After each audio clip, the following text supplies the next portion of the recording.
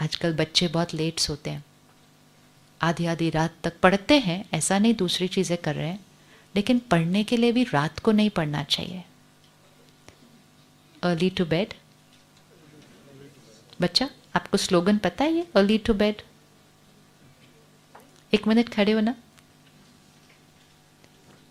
आपको पता है ये क्या होता है आगे line early to bed? Early from bed. Early to bed. Early to bed होगा, फिर अर्ली फ्रॉम बेड भी होगा। अच्छा कोई बात नहीं, आप बताओ क्या होगा आगे स्लोगन? Early from bed. हाँ, और अच्छा ये तो आप खुद बना रहे हो, वैसे आपने सुना नहीं हुआ ना ये? अच्छा, early to bed, early to rise, एक हमने सुना हुआ है, उनकी बात हो रही है। Early to bed, early to rise, पता है? This is society. इसमें आपकी कोई गलती नहीं है बच्चा, इसमें ये हम सब की गलती है कि हमने आपको नहीं सिखाई ये वाली बात। देखा how this is how we change. जब उनको हमने सिखाया ही नहीं, जब हमने उनको बताया ही नहीं, तो उनको तो लाइन ही नहीं पता। जब लाइन ही नहीं पता तो इम्प्लीमेंट कहाँ से करेंगे? आज आप नोट कर लेना, early to bed, early to rise makes a person healthy, wealthy, wise.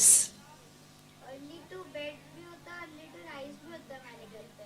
Early to bed और अर्ली टू राइज होता है ना आपके घर पे, तो इसीलिए तो आप हेल्दी वेल्दी वाइज हो, इसलिए तो आज आप यहाँ आए हो, है ना? हाँ, तो आपको लाइन नहीं पता लेकिन आप जीते उसको अच्छे से, है ना? हाँ, this is how things change. हम सिखा नहीं रहे उनको वो वाली बातें। तो सबसे पहली चीज़, हम आज से जल्दी सोना शुरू करेंगे, क्योंकि हमें कल सुबह से जल्दी उठना है मेडिटेशन करने के लिए। Because early to bed, early to rise makes us healthy, wealthy, wise. 10 o'clock हमारा कट ऑफ टाइम होना चाहिए।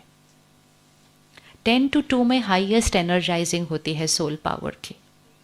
ऐसे नहीं कि कोई भी टाइम सो सकते हैं, 10 से 2 की हाईएस्ट एनर्जाइजिंग होती है। वो टाइम पर we should be in deep sleep.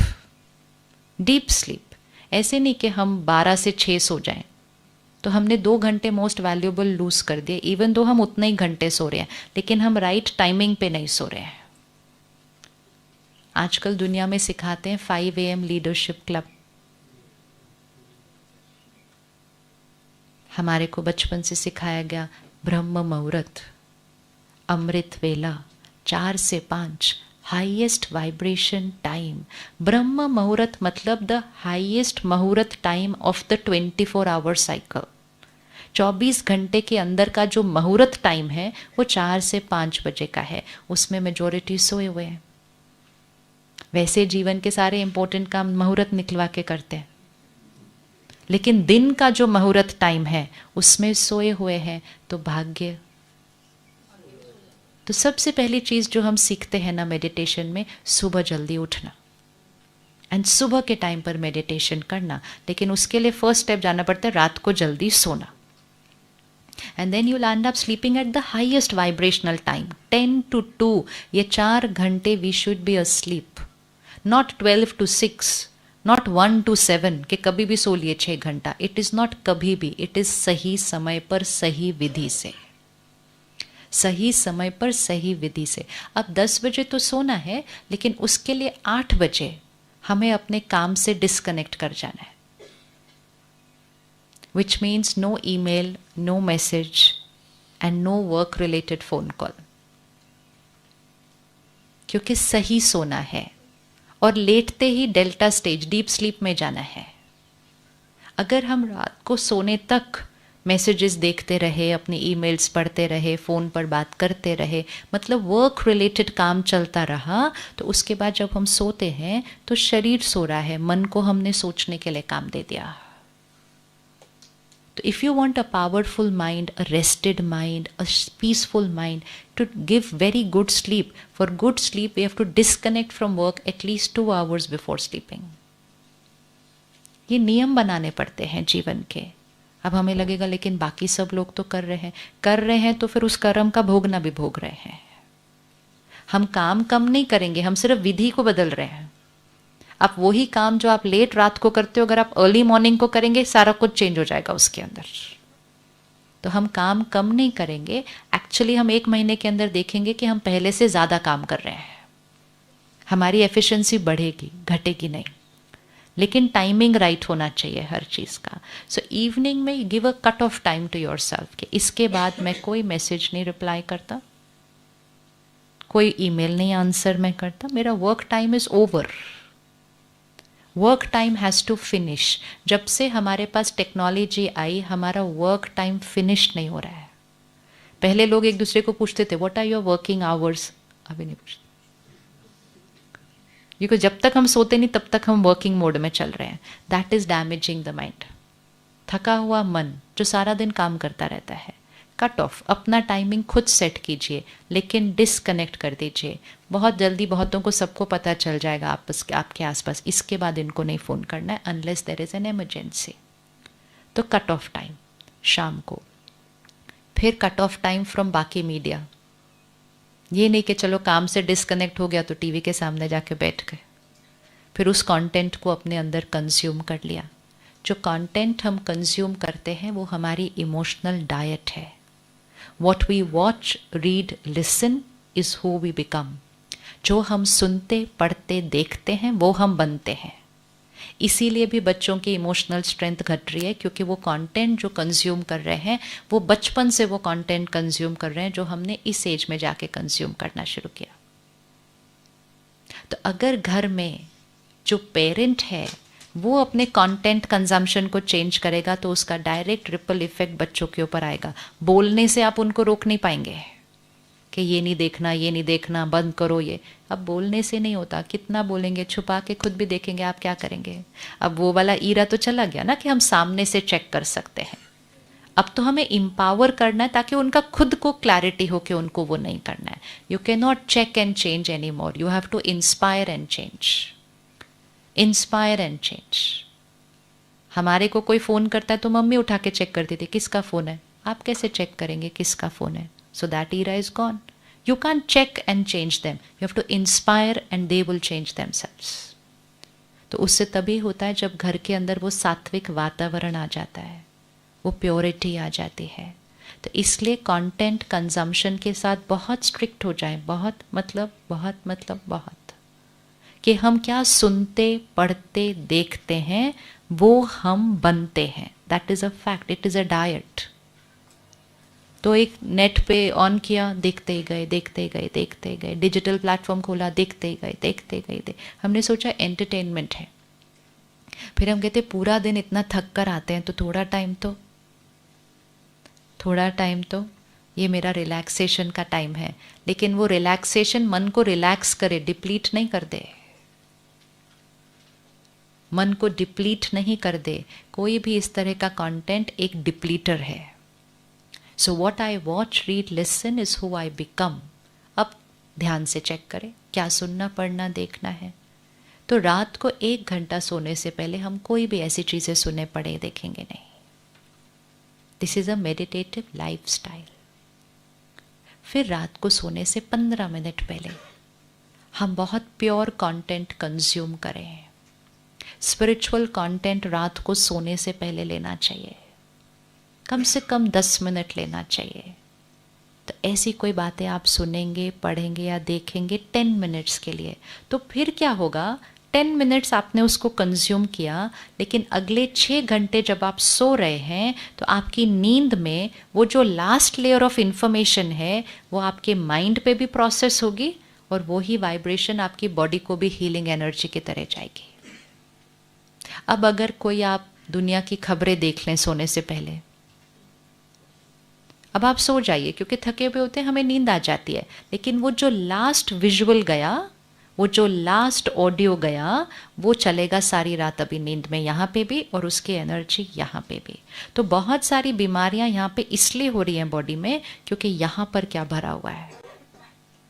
तो 10 minutes before going to sleep, pure, clean, powerful content 10 minute. फिर सोने से पहले हम 5 मिनट मेडिटेशन करके सोते हैं, ताकि आखिरी संकल्प किसके साथ कनेक्ट किया, परमात्मा का शुक्रिया। सारा दिन आज सब कुछ जो हुआ उनको शुक्रिया, क्षमा किसी को करना है, किसी से माफ़ी मांगनी है, उसी दिन रात को सोने से पहले कर दो। अगर सोने से पहले कर दिया तो कोई भी बात उसके बाद याद नहीं रहेगी। कि मुझे ये बात भूलती नहीं या मुझसे फॉरगिव होता नहीं। फॉरगिव इसलिए नहीं होता क्योंकि हम रात को उस बात के साथ सो गए थे। इनफैक्ट कई बार हम रोते रोते सो गए थे, तो वो बात हमारी सबकॉन्शियस के अंदर चली जाती है। Forgive before going to sleep.